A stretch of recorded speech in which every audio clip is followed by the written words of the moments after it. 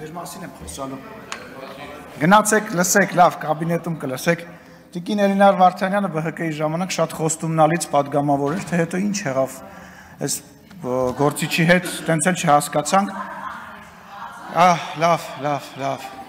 Լավ։ Հարգելի հայրենակիցներ, հարգելի գործընկերներ, նախ մի քանի արձանագրում պետք անել։ Հայաստանի Հանրապետությունում որևիցե մեկը, որևիցե տեղ եկեղեցու հետ որևիցե խնդիր չունի։ Հավատքի հետ ոչ որևիցե խնդիր չունի եւ այս խոսակցությունը վերաբերվում է հենց այն ամենակարևոր բանի առողջացմանը, որի մասին տարիներով, տասնամյակներով բոլորը խոսել են եւ բոլորը այս խնդիրների մասին խոսել են եւ հավասարության նշան դնել եկեղեցու եւ Կտրիչ Ներսիսյանի միջև կամ քեռակնոջ միջև, դրանք անարդար բաներ են։ Եկեղեցում կան շատ ու շատ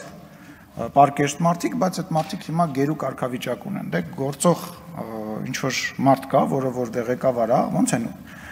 երեկվա միտինգներին տարբեր կազմակերպություններից մարդկանց տանում, այտենց տիպում տանում էին, այտենց էլ շատ մարդիկ ստիպված պաշտոնի կարգավիճակի բերումով գնում են եւ ներկայացնում են դա որպես եկեղեցու դեմ պայքար։ Եկեղեցու դեմ որևիցե մեկը չի պայքարում, հայ առաքելական Սուրբ եկեղեցին, մեր բոլորի եկեղեցին եւ դրա մեջ կասկած չկա։ Բայց այն մարդիկ, ովքեր որ առատավորում են, պետք է հեռանան եւ ես վստահ եմ, որ իրենք հեռանալու են։ Երեք պարոն Մինասյանը այստեղ ազգային ինքնության մասին էր խոսում եւ ընդհանրապես ազգային բառը շատ է սիրում ինքը, բայց եկեք հասկանանք այդ ազգային այնուամենայնիվ որն է այդ պատկերացումը, իրանց պատկերացումը եւ մեր պատկերացումը։ Մեր պատկերացման մասին մենք շատ ենք խոսել։ Դա ազատ անկախ Հայաստանի Հանրապետությունն է, իրական Հայաստանի Հանրապետությունն է, որով մենք անկախացել ենք եւ որով որ մենք ապրում ենք։ Պարոն Մինասյանի պատկերացումը դա 004 շրջաբերականի ազգային տարբերակն է, հա, գիտեք այդ շրջաբերականի մասին, կաշառակերությունն է, դա կոռուպցիայի եւ ֆեոդալական համակարգի երկիրն է, որտեղ կա ֆեոդալ, որը փող է ծախսում,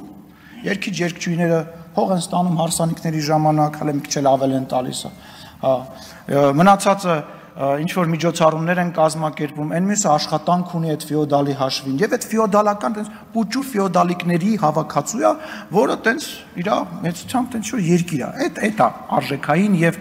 բան համակարգը, իսկ իդեալի մեջ այդ ամբողջը համապարփակ, տենց ինչ որ պարփակված է մի մեծ ավելի հետաքրքիր պետական միավորի մեջ, մի հատ մեծ ինչ որ դաշնության մեջ եւ այլն։ Եվ հետաքրքիրը գիտեք որն է եկեղեցու խոսակցության մեջ, որ եկեղեցու կողքը կանգնած հայտարարած մարդիկ հիմնականում կաթոլիկ են եւ կաթոլիկ եկեղեցու ներկայացուցիչներ են, այսինքն իրանք այնքան են կանգնած, որ այլ եկեղեցու ներկայացուցիչներ են եւ դրա մասին որևիցե մեկը չգիտես թե ինչու չի խոսում, բայց միևնույն ժամանակ այդ նույն անձնավորությունները, որոնք որ խոսում էին խմբակների մասին, որոնք հոխորտում էին Հայաստանի Հանրապետության հասցեին, հələ մի հատ պատկերացրեք, որ այն երկրում, որտեղ որ իրանք փող են աշխատում եւ բնակվում են, օրինակ Ռուսաստանի Դաշնությունում, կես բերան մի հատ ասեին այն խմբակը, որ այսօր ղեկավարում է Ռ տառը, ասեին ինչ կլիներ իրանց հետ։ Ինչ կլիներ իրանց հետ։ Չէ, քանի վարքյան կտևեր, բայց Հայաստանում կարելի է ասել, չէ՞։ Հայաստանում դե ժողովրդավարություն է, Հայաստանում ինչ ուզում ես ասում ես, կարելի է ասել։ Հետո կգան կհավաքվեն դատարանի մոտ եւ այլն։ Պարոն Գեգամ Մանուկյանը բանակից էր խոսում, պարոն Գեգամ Մանուկյանին եւ մեր գործընկերներին, որոնք Ռոբերտ Քոչարյանի եւ Սերժ Սարգսյանի հետ որևիցե կապ ունեն, առաջարկում են բանակ բառը լսելիս ձև անել, որ իրանք դահլիճում չեն։ 2000-ից 2002 թվականին ես ծառայել եմ Հայաստանի Հանրապետության բանակում, այն ժամանակ Ռոբերտ Քոչարյանը հանրապետության նախագահն էր, Սերժ Սարգսյանը պաշտպանության նախարարն էր, Սերան Օհանյանը առաջին բանակային կորպուսի հրամանատարն էր։ Այսինքն մի հատ ընդհանուր բուկետ էր sense մի հատ լավ։ Ես կարող եմ ժամերով պատմել, թե ինչ էր կատարվում մեր բանակում։ Ինչպես էին մի հատ սրիկա ոչնչություն կար, որ կանգնում էր ճաշարանի դռան առջև եւ ռետինե բանով, մահակով 18 տարեկան երեխաներին, ովքեր որ մտնում էին հաց ուտելու, հարվածում էր։ Ուղղակի էր հարվածում։ Ուղղակի հարվածում էր։ Ուղղակի։ Երեխեք եկել էին հաց ուտելու։ Մի հատ ուրիշ ոչնչություն գիշերը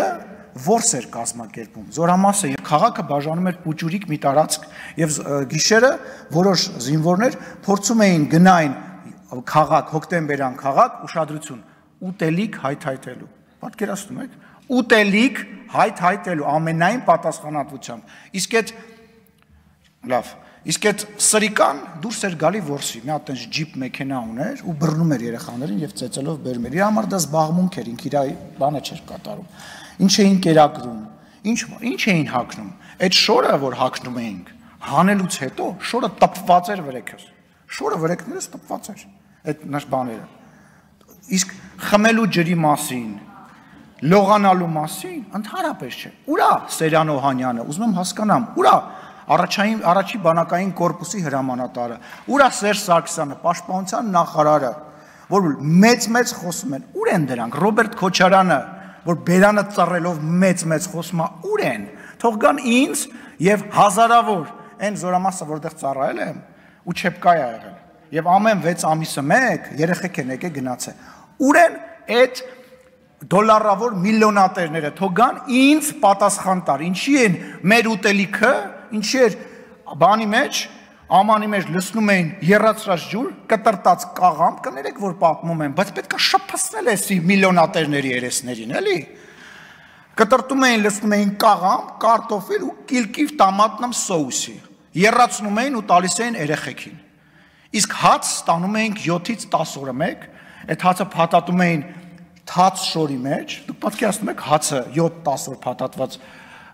ուր են սրանք, ուր է այդ հայրմեր չիմացող մարդը, որ մեծ փրթում է, գիտի իրա փողեր իրան փրկելու, այնքան կարամ պատմեմ, որ կամ Քրիստինեն Վարդանյան, պատերազմից 5 րոպե առաջ ապա, այդ ինչ ինֆորմացիա ունես, ինչ պատերազմից 5 րոպե ապակաս, բան եք անում, ուղղություն եք ցույց տալիս, պատերազմից 5 րոպե պակաս չի, մի անհանգստացի,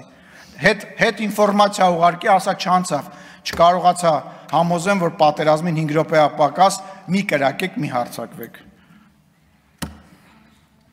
Տեղավորենք բանտերում, որ մեկիտ ենք տեղավոր է բանտերում, այնքան մարդ կա ստեղ բանտեր տեղավորելու համար, որ տենց քաղաքական տեղավորելու ուլներ, բանտերում տեղ չեր ելնի, բանտերում տեղ չեր ելնի, հերթով բոլորիդ կտեղավորենք բանտերում մարդկանց խափելու, ստելու ու ուրիշների համար աշխատելու համար։ Բաղրամյան գնացեք եւ տեսեք, այդ Բաղրամյանի մասին նոր իմացար, 2 անգամ ստեղ լսում ա եղել, բա ուր է իր Տիկին Վարդանյան, թե Թագու Թովմասյանի պես գնա իր երեք գնաց նստեց կողքները նկարվեց գնաց տուն։ Մի հատ է դու գնա նստի, նկարվի գնա տուն, ինչ ա եղել, կգաս ստեղ հետո ելույթ կունենաս։ Եվ վերջում, որպես ազգային ժողովի նախագահ, որպես մարդը, որ պետք է ապահովի ազգային ժողովի բնականոն գործունեությունը, Լևոն Քոչարյանին եւ Իշխան Սաղաթելյանին ասեք թող այնուամենայնիվ վերադառնան դալիճ, իրաց բան չի լի ստեղ։ Վերջի տարբերակով կանանցով կպաշտպանեք, էլի։ Թող վերադառնան, ամոթա նիստերը ավարտվում են։ Վահագ Ալեքսանյան, խնդրեմ։ Շնորհակալություն, մեծարգո վարչապետ, ազգային ժողովի մեծարգո նախագահ, հարգելի գործընկերներ, Տիկին Խամոյան, անկեղծ ասած, ես չեմ հասկանում, թե ինչի է Հայաստան խմբակցությունը որոշել կանանց մեջ որոշակի իսպես լիդերությունը տա Աննա Գրիգորյանին, իմ ընկալմամբ, ես ամենայն անկեղծությամբ եմ ասում, դուք այդ դերը ավելի լավ էիք տանում այս ազգային ժողովի գումարման առաջին փուլում, սա միանշանակ եմ ասում։ Տիկին Գրիգորյանը հաշվի առնելով նաև այն փաստը, որ առնվազն չափազանց խոցել է այն տեսանկյունից ելնելով, որ հա Եթե բան այնա, որ ԿՊ-ից ա եղել, դե ոնց էլ չլնի ավելի լավ Ղարաբանանի առաջ տանի, այնուամենայնիվ դա սխալ է, ես ամենայն անկեղծությամբ ասում եմ, Տիկին Խամոյան, դուք ավելի լավ էիք այդ։ Դե պարոն Խաչատրյան, նախազգուշացում։ Տիկին Խամոյան, տեսեք, ձեզ լավ բաներ եմ ասում, պարոն Խաչատրյանը չի էլ թողնում ավարտեմ։ Ինչև է այստեղ վախերի մասին խոսք գնաց։ Ժողովուրդ ջան, մի եկեք էլ այստեղ վախերից խոսացեք։ Մենք ձեր վախը ստեղ ֆիզիկապես այս դահլիճում ոնց ասեմ, աչքերի մեջ ենք տեսել, էլի։ Կամ Տիկին Վարդանյան, դրանց բառապաշարից բանից եք խոսում, են որ իդեպ էլի վախի դրսևորման արդյունքում են, որ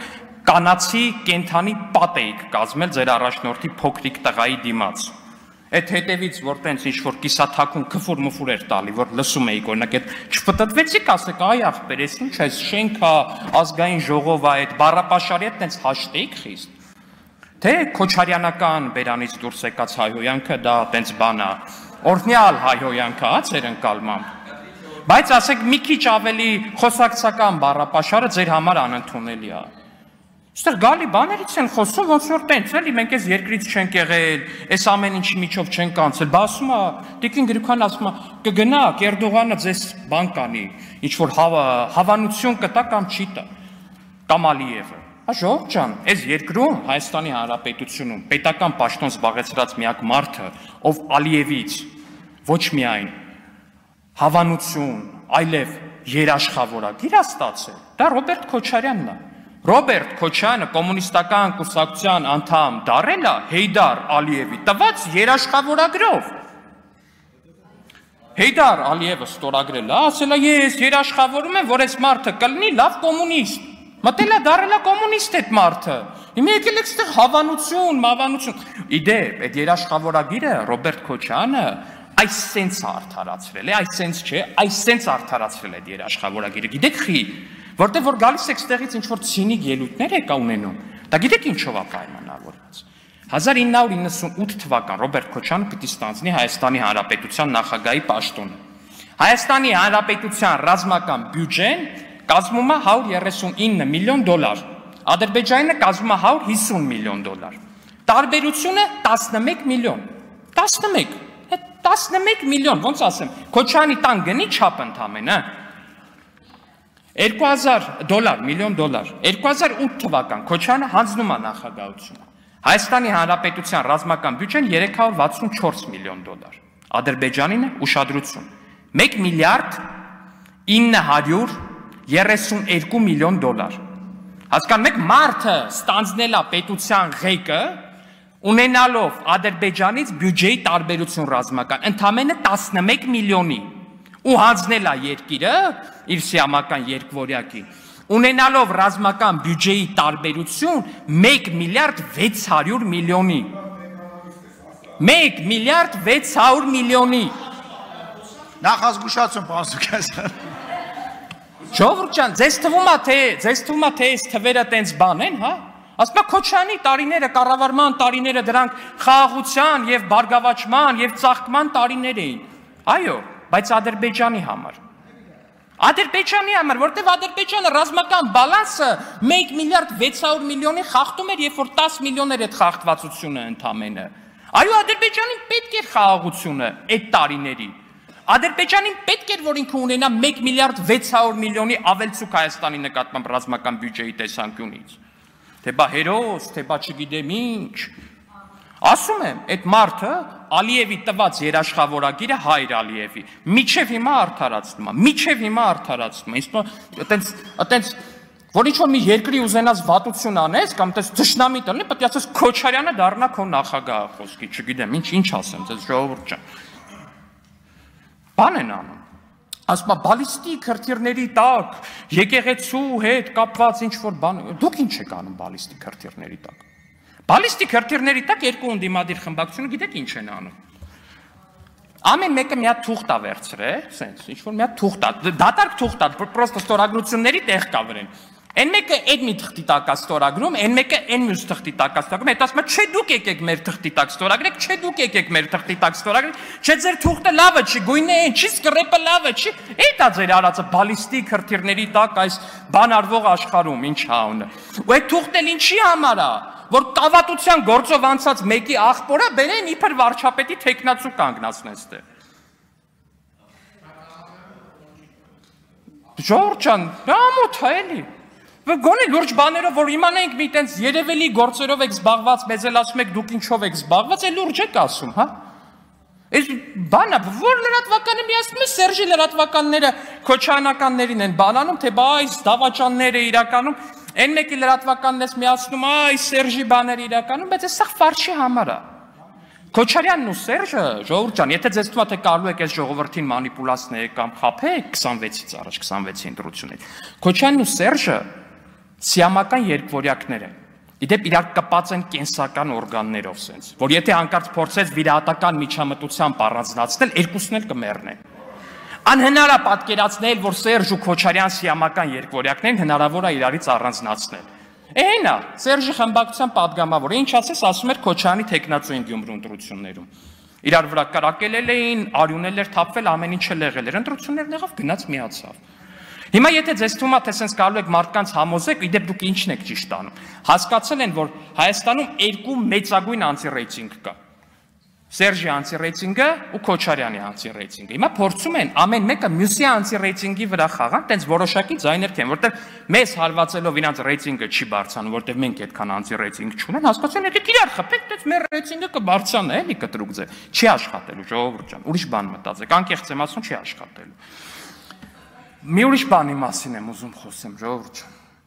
Այս վերջերս բարբերաբար, կոնկրետ, չգիտեմ որ խմբակցությունն է, այդ տարատեսակ ձեռնասուն սոխակացուներ, տենց Ռուսաստանում կա Սոլավյով, Հայաստանում կան սոխակացուներ, տենց սոխակացու պոտենցիալ էլի ենթադրյալ։ Դրանց ուղարկում է եթերներ, ինչ որ տենց տարբեր էժանագին շոուներում բանում խաղացած, ինչ որ տղամարդիկ են, ուղարկում է տարբեր հարցազրույցների բանի, ասում է գնացեք ասեք, որ ուժեղ ձեռք է պետք, բան է պետք, սրանք է չգիտեմ ինչ են հասկանում, դա այնպես գնում է տղամարդը, ալեհեր բան, ասում է ворց է պետք։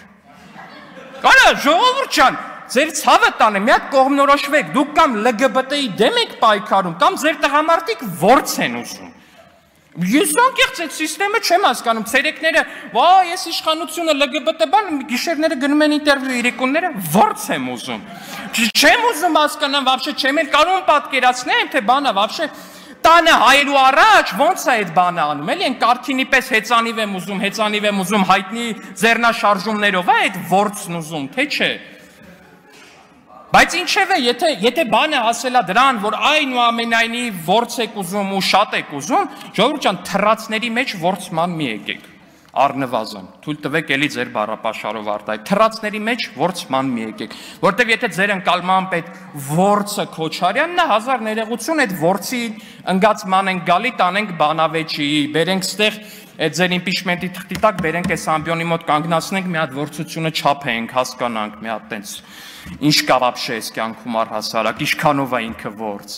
Տենանք կկարենա այս դռնից ներս մտնի գոնե։ Փոքրը չի մտնում ինչքան վաղ կամ գալի շուտ մտնում գնում է։ Հասկանանք մի հատ։ Չենք կարող։ Ժորժ ջան, եթե այդ ամեն ինչից ձեզ այնուամենայնիվ թվացել է, թե Սոլովյովները ու մնացածը կկարողանան կապահովեն ձեր համար որոշակի դրական ընկալում, ես միանշանակ ասում եմ, որ դա ձախողված գործ է ի սկզբանե, չափազանց ձախողված եւ այնուամենայնիվ վերահաստատում եմ ելույթի սկզբում ասածը Տիկին Խամոյան, դուք միանշանակ շատ ավելի լավ կանացի լիդերություն ունեիք ձեր խմբակցությունում, քան ունի Տիկին Գրիգորյանը, պայմանավորված նաեւ Այն փաստով, որ Տիկին Գրիգորյանը եթե այդքան լավը լիներ լիդերության տեսանկյունից մեր խմբակցությունում, այդքան հետևի համար չէր լինի։ Շնորհակալություն։ Շնորհակալություն։ Հայաստանի Հանրապետության մեծարգո վարչապետ, հարգելի գործընկերներ, սիրելի ժողովուրդ, 1999 թվականի հոկտեմբերի 27-ին թիրախավորվեցին եւ խոցվեցին հայ ժողովրդի ազգային արժեքները, սրբությունները, պետականությունը եւ եկեղեցին։ Ղարաբաղյան կլանը զավթեց Հայաստանում ժողովրդի իշխանությունը, ձևավորեց օլիգարխիայից, բանդիտներից, ջեբկիրներից կազմված իշխանություն։ Նրանց փաստորեն գոլեգա Կտրիչ Ներսիսյանն էլ խախտած լինելով կուսակրոնության ուխտը իր նման մի քանիսի հետ նույն օրը, նույն պահին,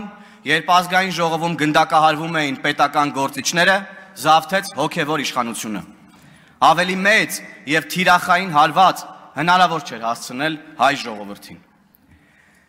Եվ այս կետից սկսվեց տասնամյակների աղետը, որպես գույք պարտքի դիմաց տրվեցին Հայաստանի տնտեսական, էներգետիկ կարևորագույն նշանակության օբյեկտներ,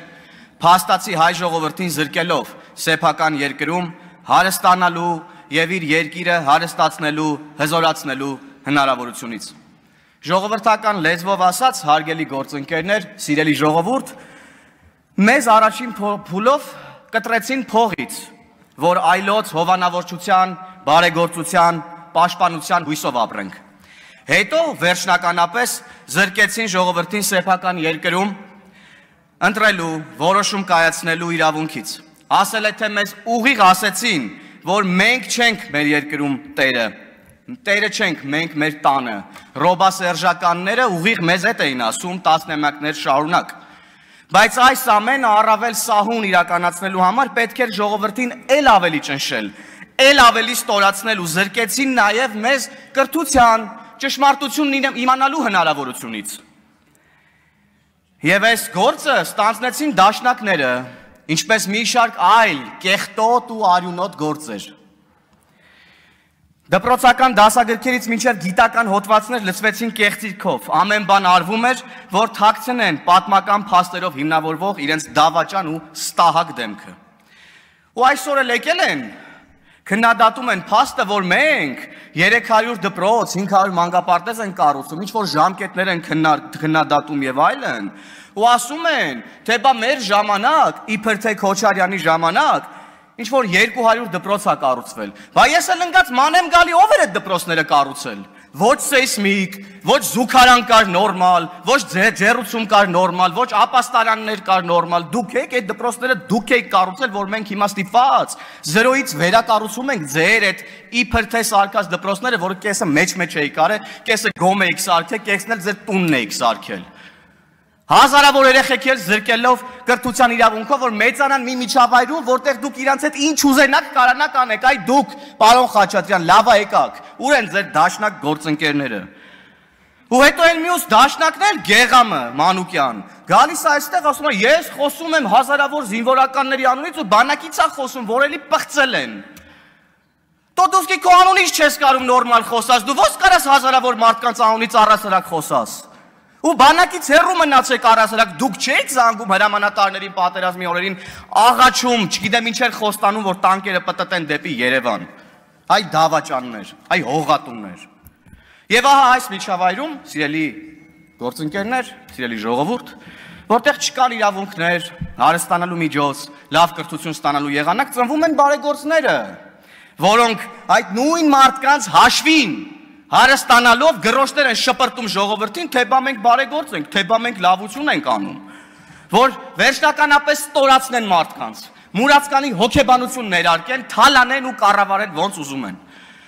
Սրանց մոտ հակառակն է եղել, աղքատներից գողացել են, բաժանել են հարուստներին, Ռոբին Հուդը սխալ են հասկացել սրանք երևի երեխա ժամանակ։ Սխալ հեքիաթներ են պատմել սրանց երեխա ժամանակ։ Օրինակ այս փոքրիկին սխալ հեքիաթներ են պատմել երեխա ժամանակ, որ գալիս տեղ ինչ որ ճորո բաներ է։ Դու սուս մնայիմ ելույթի ժամանակ ընդհանրապես ձայնդ կտրիր, սսկվիր տեղդ Գեղամ Մանուկյան, սսկվի ձայնդ չլսեմ իմ ելույթի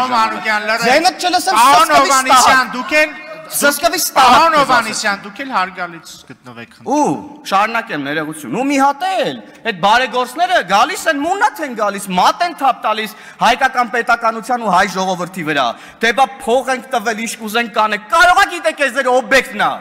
Փող ենք տվել, օբյեկտ եք սարքել այս պետությունն ընդհանրապես։ Կառավարական առանձնատունը մենք ենք սարքել, թքած ունենք հեծի վրա։ Այդ տաշիր պիցաների վրա էլ ոնց որ թքած ունեք, ժողովրդին հաց եք տալիս, որտեղ մտան պարզվեց հակասանիտարական վիճակը։ Տենց եք դուք այս ժողովրդին սիրում, հա? Հայ ժողովուրդը հաց ուտող ժողովուրդ է, դուք այս ժողովրդին ոնց որ ընդհանրապես չեք ճանաչում, դուք լավ չեք ճանաչում։ Այլ ճարճուն են դեսանտ են իջացրել, հեսա պարաշուտները կհավաքենք ձեր դեսանտների, տենանք ինչ եք անելու։ Ու դերս ընդդիմությունն էլ հեծի ազգայնացման թեման վերցրել է, գալիս է ասում է, հեծ ազգայնացնում են, որ տան բանին, թուրքերին։ Ու դա ասում է Արագավազ դաշնակ իշխանը, ավելի մեծ տխմարություն, ներողություն հնարավոր չի։ Ձայնդ կտրիր Գեղամ Մանուկյան, ելույթի ժամանակ քանի անգամ քեզ ասեմ։ Քանի անգամ հեսա չափերդ կգծեմ, հանգստացիր։ Պարոն Մանուկյան, լրեք։ Հանգստացիր Գեղամ Մանուկյան, սուս մնա։ Պարոն Հովհաննիսյան, խնդրում եմ հարգալից։ Հարգալ ես անհարգալից բառ չեմ օգտագործել, կարծում եմ արձանագրում եմ ճշմարտությունները, պարոն Հովհաննիսյան, որը ցավոք սրտի շատ դաժան է։ Ու վախերի մասին եք խոսում, թե բա մենք ինչ-որ մարդկանց ենք ուզում վախեցնենք, հա,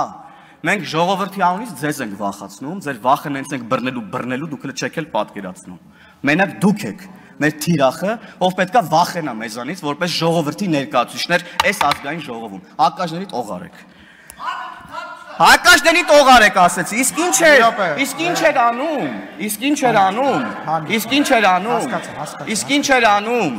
ինչ էր անում հոգևոր իշխանությունը։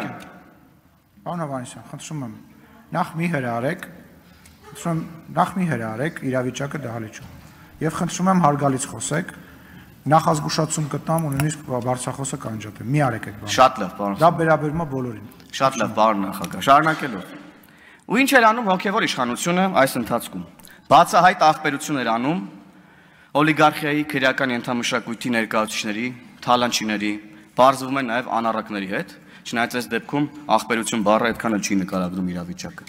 Եվ այսօր էլ փորձում են կոծկել իրենց սրբապղծությունները, ասում են դուք եկեղեցու դեմ եք պայքարում։ Մենք եկեղեցու դեմ չենք պայքարում։ Մենք պայքարում ենք, որ հոգևոր իշխանությունը զավթացների ձեռքից եկեղեցին վերադարձնենք ժողովրդին, ինչպես որ իշխանությունն ենք վերադարձրել ժողովրդին։ Ուղիղ ասում ենք, Պետրիչ Ներսիսյանը զավակ ունի, առնվազն 1 զավակ, եւ պետք է ազատի Աստծո տունը իր պես սրբապիղծների հետ միասին։ Լսեցի որոշ եկեղեցականներ ասում են մենք Գարեգին Բեին այլընտրանք չունենք, ինչը абսուրդ է ուղղակի եւ կարծում եմ լկտիություն, որովհետեւ չհերքել այդ փաստը եւ ասել որ մենք այլընտրանք չունենք, նշանակում է որ մնացած այլընտրանքներն առնվազն 1-ից ավել զավակ ունեն։ Ասենք չգիտեմ սա ինչի մասին է։ Պետրիչ Ներսիսյանը զավակ ունի եւ պետք է հեռանա, եւ այս գործընթացը պետք է ընթանա համաժողովրդական համերաշխության ու համաձայնության մթնոլորտում հանուն հայ առաքելական Սուրբ եկեղեցու, որքան էլ փորձեն սրել իրավիճակը, շեղել մեզ այլ հարցերով։ Եվ իրապես ներողություն եմ խնդրում էմոցիայի համար, մեծարգո վարչապետ, մեծարգո ազգային ժողովի նախագահ, հարգելի գործընկերներ, սիրելի ժողովուրդ։ Եվ մի հին, բայց կարծում եմ շատ տեղին անեկդոտ կա, ասում է Սերժն ու Քոչարյանը ընկնում են դժոխք ու իրանց հետ մի շարք իրանց նման ղեկավարներ, որոնք գեղեցել են իրանց ժողովրդին, սատանան հերթով կանչում է, ասում ով ամենադաժան բանը ասի, որ ես ժողովրդի հետ անեմ, որ էլ չեմ կարում, էլ նոր մեթոդներ չեմ կարում մտածեմ, իրանք ուղարկեմ հետ երկիր, որ իմ գործը ոնց որ ներքևում անում էր, տենց էլ շարունակի անել, սենց հերթով գալիս են սատանան, ասում է, չէ, ես քեզանից գող չեմ, դու այրվեցիր դժոխքի կրակներում, մյուսն է գալի, ասում է, դու էլ գնացիր։ Սերժի ու Քոչարյանի հերթն է գալի, գալիս են ասես փսփսում են սատանայի ականջին, սատանան ասես լսում, ասում է մեղա քեզ Տեր Աստված։ Շնորհակալություն հարգելի գործընկեր։ Մեծարգո վարչապետ, ազգային ժողովի մեծարգո նախագահ, հարգելի գործընկերներ, մենք քննարկում ենք 2024 թվականի պետական բյուջեի կատարման հաշվետվությունը եւ այն հարցերը, որոնք որ այս օրերին քննարկվեցին, առաջին հայացքից կարող է թվալ, թե կապ չունեն բյուջեի եւ թեմայի հետ, եկեղեցի, բարեգործություն, հայրենասիրություն, բայց խորքային իմաստով դրանք շատ ուղիղ եւ խորքային կապ ունեն այդ ամեն ինչի հետ եւ խորքային կապ ունեն իրական Հայաստանի գաղափարախոսության հետ։ Ես ինչքան ժամանակ է ուզում եմ հասկանալի վերջո որն է Կտրիչ Ներսիսյանի խնդրեմը մեր կառավարող մեծամասնության վարչապետի կառավարության հետ։ Եվ ես գալիս եմ եզրահանգման, որ Կտրիչ Ներսիսյանի եւ բարձրաստիճան հոգեվորականների խնդրեմը իրական Հայաստանի հետ է։ Որովհետեւ իրական Հայաստանը հնարավոր չի թաքցնել սքեմի տակ։ Եվ որովհետև այն ինչ որ թաքցվել է խնամքով այդ սքեմի տակ, իրական Հայաստանում ստիպված ես լինելու այդ սքեմը մի կողմ քաշել, որպեսզի պարզվի, թե տակը ինչ կա։ Ու դրա համար, երբ որ մենք նայում ենք, թե խորհրդարանական ընդդիմությունը, օլիգարխիան, բարեգործները, ինչի վրա են իրենց թիրախավորումը կառուցում, իրենք ինչն են թիրախավորում, թիրախավորում են իրական Հայաստանը, թիրախավորում են սահմանազատված սահմանը, թիրախավորում են հարկը, թիրախավորում են կրթությունը եւ ակադեմիական քաղաքը, թիրախավորում են ամեն ինչ, որտեղ որ կա թափանցիկություն, կոնկրետություն, հաշվետվողականություն, լուսավորություն, առաջադիմություն, որովհետեւ հնարավոր չի այդ ամեն ինչը թաքցնել խավարի մեջ, սքեմի տակ, էսա խնդրեմը։ Որովհետեւ բարեգործությունը կարող է կարանած չհարկել, բարեգործությունը կարող է կարանած չհայտարարագրել, բայց իրական Հայաստանում հարկը պետքա թափանցիկ լինի, հարկը պետքա մուծել պետությանը։ Սրա մասին է ամբողջ խնդրեմը եւ ահա թե ինչի է Մայրաթորի բարձրաստիճան հոգևոր պետերը օլիգարխիայի հետ դաշինք կնքած հարձակվել Հայաստանի Հանրապետության լեգիտիմ իշխանության եւ ժողովրդավարության վրա։ Եվ իհարկե այս բոլոր հարցերի մեջ այնքան որքանով որ կառավարողների բարեվարկությունը պիտի հետաքրքիր լինի քաղաքացիներին, նույնքան պիտի հոգևոր առաջնորդություն իրականացնողների բարոյականությունը հետաքրքիր լինի հավատավոր ժողովրդին։ Եվ սա շատ տրամաբանական եւ առանցքային մի բան է։ Ես տեսա, որ Բագրատ Գալստանյանը երեք ասել էր, որ հայտարարել էր, որ ասել էր վեհապար հորը հնարավոր չէ ճնշել։ Նա պատրաստ է նահատակության։ Նախ ուզում եմ ասել, որ վեհապար հայրը արդեն նահատակվել է որպես կուսակրոն։ Եվ ահա այդ նահատակության արդյունքում վեհապար հայրը դարձել է հայր։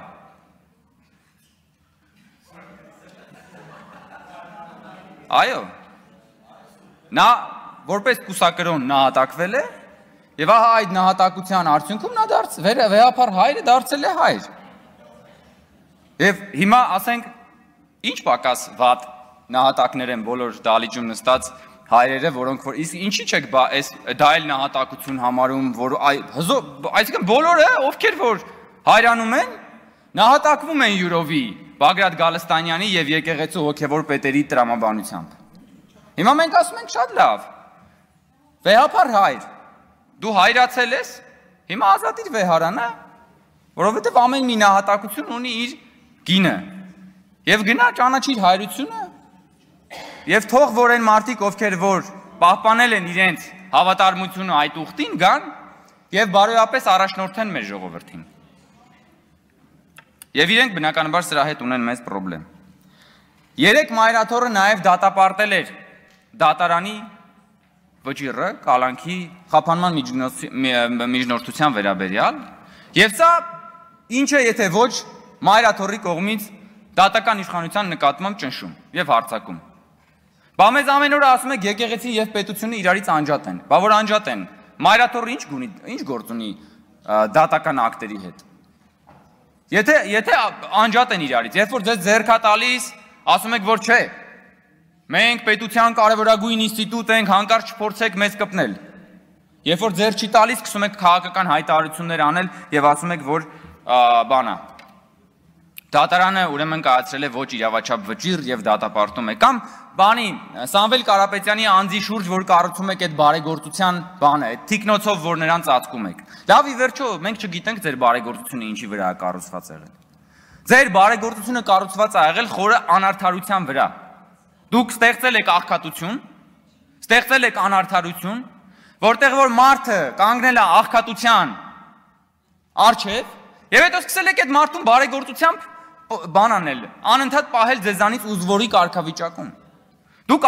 անարդարությունը, աղքատությունը գործիքայնացրել եք։ Հետո դրա վրա կառուցել եք բարեգործի իմիջը։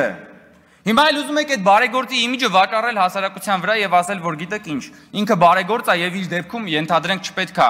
գործեն այն նույն նորմերը եւ կանոնները ու սահմանադրությունը, որը գործում է մյուսների նկատմամբ։ Ինչի, որովհետեւ այդ բարեգործության անվան տակ սիրուն էլի սքեմի տակ զբաղվել եք